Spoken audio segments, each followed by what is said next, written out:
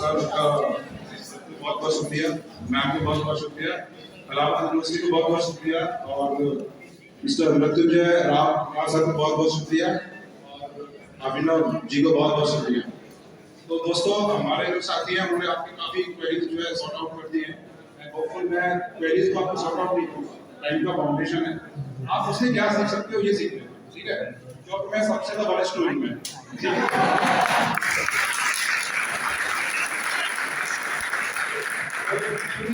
जो मेरे को सफलता मिली है वो 9 साल 11 महीने और 1 दिन बाद मिली है।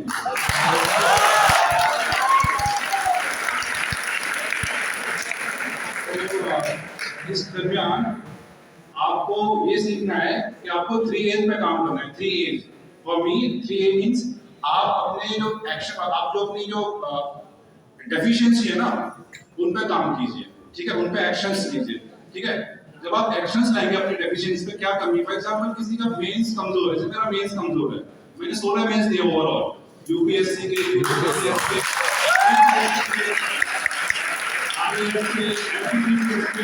और 4 इंटरव्यू दिए और सक्सेस रेट कम मिला है, ठीक है। तो मेरा मेंस कमजोर था इसलिए तो मैंने मेंस पे काम किया, एक्शंस लिया, अचीवमेंट मिली। और 4B पे काम कीजिए, यानी जो आपकी प्रोसेस है ना उसको बड़ा बायस रखिए। बायस मींस जो चीज रिक्वायरमेंट है ना उस पर फोकस कीजिए। फॉर एग्जांपल हम लोग जैसे फायदा के वो यूपीपीसीएस और यूपीएससी के सिलेबस में क्या डिफरेंस है, अब ये काम हम तो करेंगे तुम्हारे लिए, करो ना।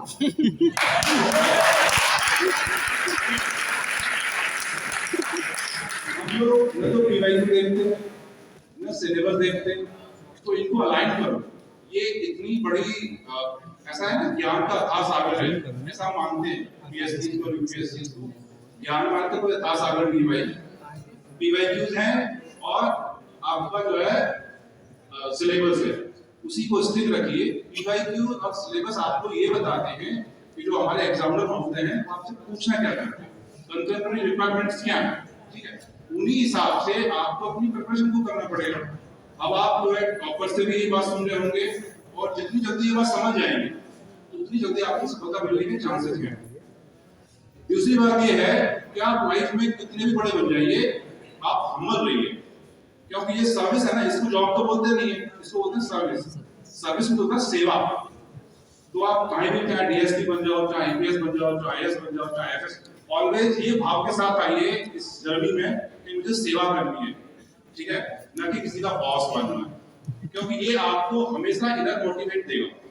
हम थोड़ी देर आप हमको सुनेंगे, सबको सुना, मैम को सुना, थोड़ा बहुत मोटिवेशन देंगे, पर ये जो मोटिवेशन है क्यों, why I want to join this field, क्यों हो सकता है हम तो जो डायस के इस तरफ हैं, आपकी भीड़ है, कभी भीड़ में हम भी पार्ट थे, तो we are very thankful to God कि भगवान ने हमको यहाँ पहुंचा दिया। कुछ लोग हमसे बहुत अच्छे हीरे हैं तो यहाँ नहीं पहुंच पाए, क्या उन्होंने मेहनत नहीं की, हमसे भी मेहनत की। तो थिंग इज दैट कि आपको सबसे पहले हम्बल होना, जब तक, और एक लिखा में ना विद्या ददात विनयम, और एलपीएस ने का एक वाक्य है, विनयम परम शील भूषणम, जो विनय होता है वो सबसे बड़ा भूषण होता है। तो ये आप सीखिए। जहां तक तैयारी का सवाल है, मैं बस ये कहूंगा कि आप पीवाईक्यूज को ढंग से कीजिए और जो आपकी डेफिशिएंसी है उन पर काम कीजिए। अब मैं आपको 5 मिनट टाइम देता हूं और क्वेरीज आपको नहीं पूछना है, जो हाथ उठाएगा मैं बताऊंगा कि मुझे किस पर जवाब देना है। पूछो भाई।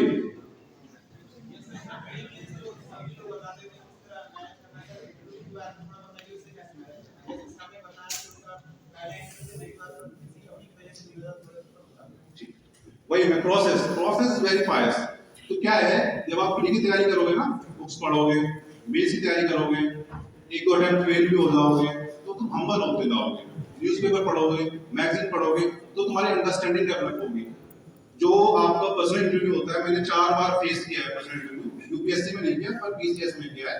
तो वो आपका ज्ञान टेस्ट नहीं करते, वो आपको रियल लाइफ सिचुएशन देते हैं, वो आपका एप्टीट्यूड टेस्ट करते हैं कि इस बंदे को कितना ओएलक्यू है, ओएल मतलब ऑफिसर लाइक क्वालिटीज। तो ये चीजें धीरे धीरे डेवलप होंगी। आप अपने जो है, जो जैसे फॉर एग्जांपल प्रीलिम्स का सिलेबस है, मेंस का सिलेबस, इसको कोऑर्डिनेट करके पढ़िए, पीवाईक्यूज को देखिए, न्यूज़पेपर पढ़िए, उससे आपको व्यूज मिलेंगे, क्योंकि व्यूज तो आपने पर्सनल ढूंढते नहीं ना, और आपका दिमाग इतना प्रोसेस करने लग जाएगा कि आपकी पर्सनल धीरे धीरे डेवलप हो जाएगी।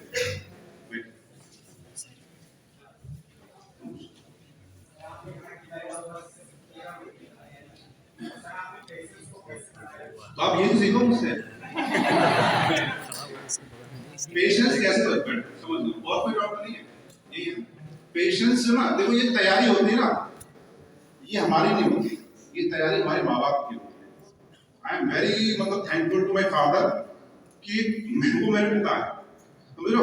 तो इसमें आप टूटोगे बट आपको जुड़ते रहना है, बस यही है, पेशेंस सीखो बस। क्योंकि जैसे फॉर एग्जाम्पल सर्विस क्या है, आपको सड़क बनवानी है, अब उसमें तमाम प्रेशर है, तो पेशेंस देना पड़ेगा ना। हो सकता है 2 साल में सड़क बने, बस सड़क बनवानी है, important thing is that, this is the patience. हम भी अंबानी के बेटे बेटी थोड़ी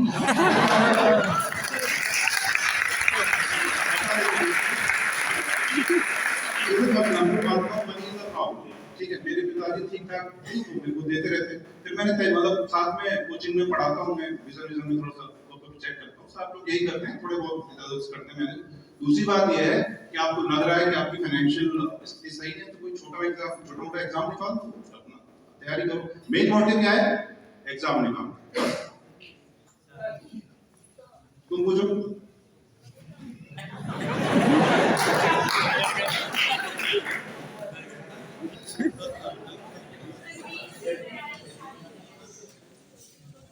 अभी बताया ना PYQ सिलेबस, उसको देख के करो।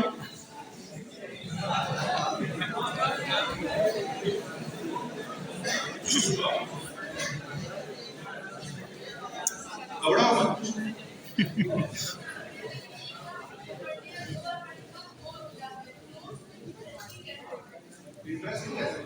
इंटरेस्टिंग नहीं होगी।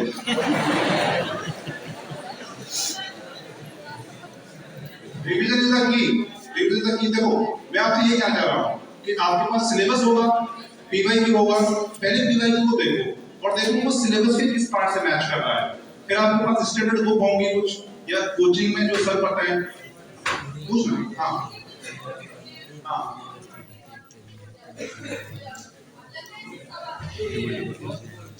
तो PYQ सॉल्व करो, देखो सब आता है क्या। संकेत थे सीसी में थे भाई, अध्यक्ष वो ना सॉल्व डाउट सॉल्व हो गया ना।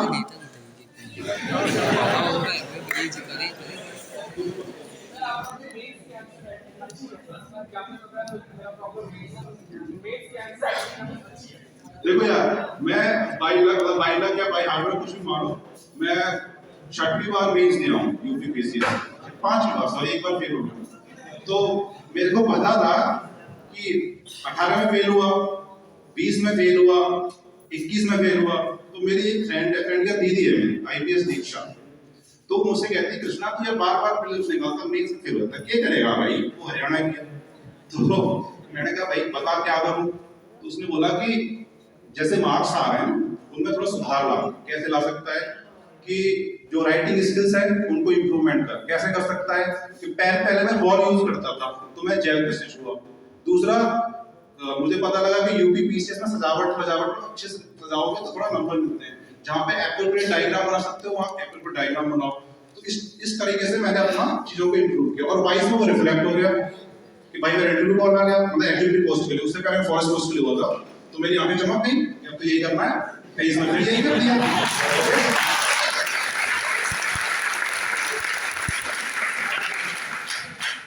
हाँ कोचिंग का क्या रोल है और प्लान बी अगर रखें तो कैसे डिसाइड करें? देखो ये बहुत अच्छा क्वेश्चन है। कोचिंग का रोल जो है ऐसा होता है कि कोचिंग ना आपको एक ग्लॉसरी होती है ना, ग्लॉसरी होगा भी समझते ना, उसको इंट्रोड्यूस कराते हैं कि देखो ये कॉन्स्टिट्यूशन है, इसमें ये होता है, ये गवर्नर है, इसमें ये होता है। या तो आप खुद कर लो या फिर कोचिंग लो, तो इतना हेल्प मिलती है। यानी कोचिंग का रोल 10 to 50% है, सारा रोल आपका है, ठीक है। दूसरा प्लान बी का ये है कि वो डिपेंड करता है पर्सन टू पर्सन, कोई संकल्प में बिलीव करता है, कोई विकल्प में बिलीव करता है। अब 10 साल से मैं परेशान होकर इस बार विकल्प सोच रहा था, हो सकता है पीयूष ना सोचे, वो संकल्प में बिलीव कर रहा था। तो आपके जो कंडीशन है और आपकी जो भी आपका माइंडसेट, अगर विकल्प में विश्वास रखते हैं तो क्या करें? तो फिर वही परसिवरेंस, पेशेंस, काम करो, अपना विकल्प में लो, फिर तैयारी करो। हाँ भाई, हाँ पढ़ने बैठे हैं हफ्ते भर 8-9 घंटे पढ़ते, उसके बाद नहीं पढ़ पाते, कम हो जाता है। तो वो लाइफ में लाइफ ऐसी होती है। अभी देखो गर्मी आएगी, फिर सर्दी आ जाएगी, फिर पहले गर्मी आएगी, फिर बारिश आएगी, फिर सर्दी आएगी, ऐसी साइकिल है। Down up down. मेन है पढ़ना, कम से कम 2-3 घंटे डेली पढ़ो, 2-3 घंटे कम से कम पढ़ो, जिस दिन पढ़ने का ही मन ना हो उस दिन भी। आप अरे आप नहीं, उसके पीछे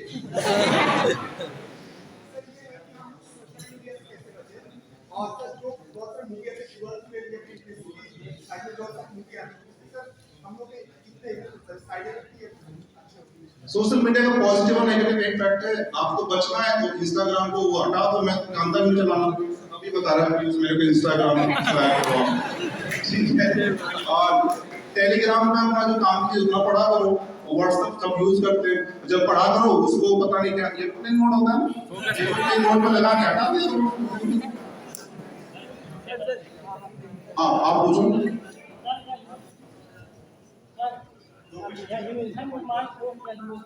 एक बार रिपीट कीजिए।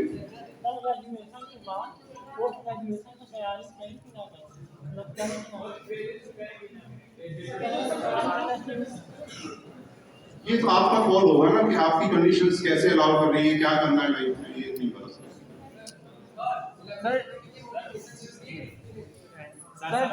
आप पूछो। सर सही निर्णय कैसे ले सर, और अपना लक्ष्य कैसे तय करें सर। जैसे मैं बीकॉम सेकंड ईयर का स्टूडेंट हूँ सर मुझे पहले लगता था कि मुझे व्यापार करना है, इसलिए सर मैंने बीकॉम में एडमिशन किया। सर यहाँ पे आके लगता है सर मुझे कि अब सिविल सर्विसेज करना है सर, उसकी तैयारी करता हूँ सर, तो कुछ दिन बाद फिर लगता है कि व्यापार करना है सर। कभी लग रहा है सर राजनीति करनी है, तो कब किस पड़ाव में क्या करना चाहिए सर, ये मार्गदर्शन चाहिए सर। पहले तो आप योगा किया और प्राणायाम, ठीक है, संतुलित रहेंगे। दूसरी बात ये है कि आप मतलब लाइफ का लॉन्ग टर्म विजन देखो ना, कि चाहते क्या हो लाइफ से, व्यापार राजनीति चाहते हो कि मतलब जो भी है। सर सिविल सर्विस में सक्सेस प्राप्त करने के लिए क्या पढ़ना जरूरी है, आपके साथ साथ जैसे हम लोग बोले राजनीति में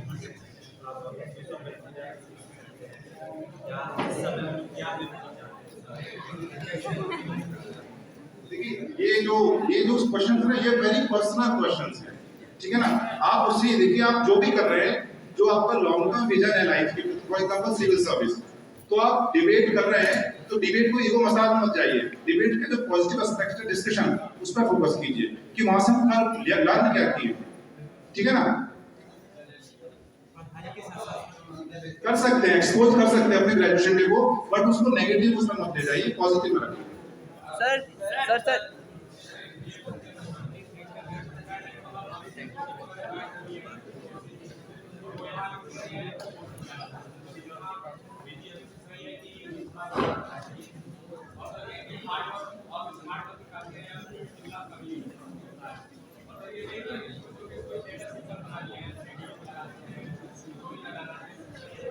ये फिर से मैं कहूंगा, हार्डवर्क इज एसेंशियल, ठीक है।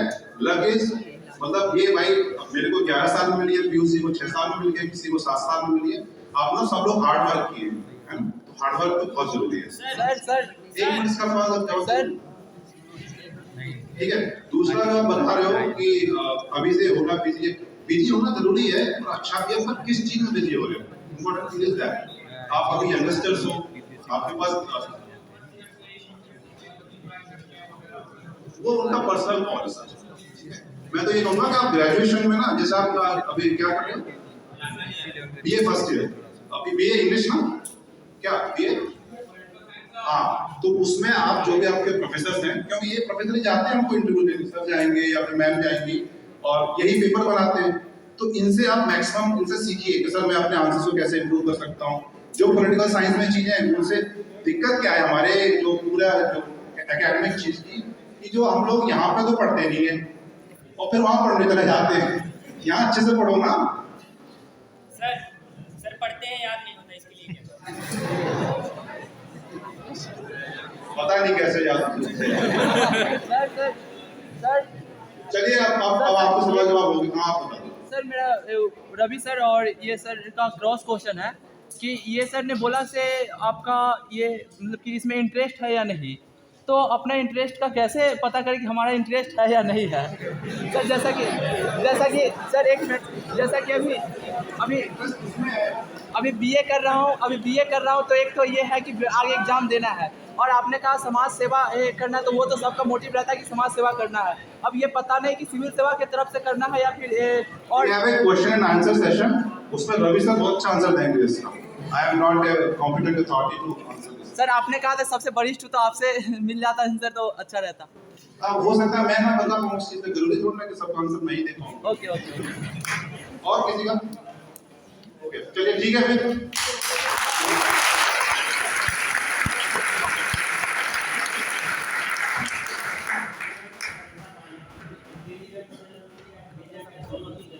एक बार इंटेलिजेंट हो.